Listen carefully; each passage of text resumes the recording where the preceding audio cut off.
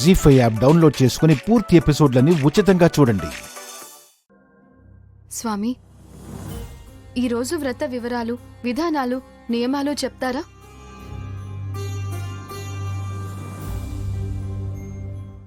వ్రతం చేసేదాన్ని నేను. సాయంగా ఉండమన్నాను. అడిగితే తప్పేంటి?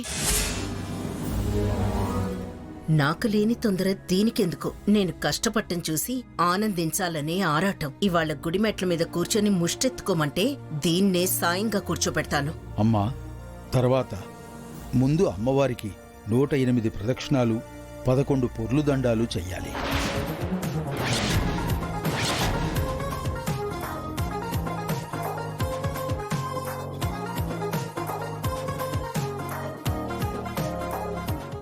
నూట 8 ప్రదక్షిణాలా? 11 పొర్లు దండాలు కూడా అత్తయ్యా.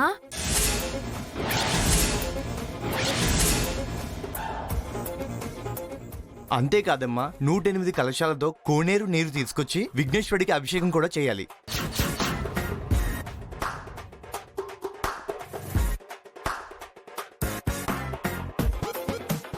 సాయంత్రం వరకు ఉపవాస దీక్షలో ఉండి సూర్యాస్తమయానికి పళ్ళు అల్పాహారంగా స్వీకరించాలి. 108 దీపారాధనలు చెయ్యాలమ్మా. ఆ తర్వాత అయినా భోజనం చెయ్యొచ్చా స్వామి? లేదమ్మా, రాత్రి జాగారం ఉండి లలితా సహస్రనామ పారాయణ చెయ్యాలి.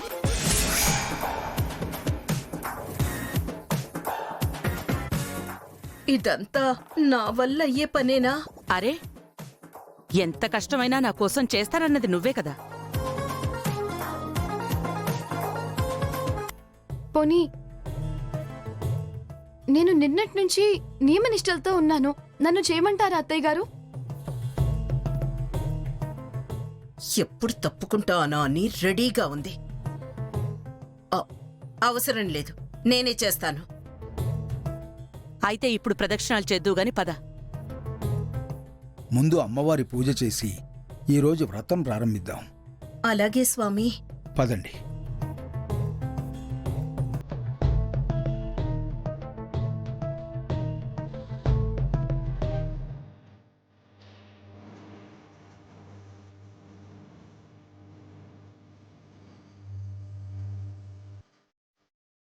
ఆం యా దేవీ సర్వభూతేషు మాతృరూపేణ సంస్థితా నమస్తస్యై నమస్తస్యై నమస్తస్యై నమో నమః.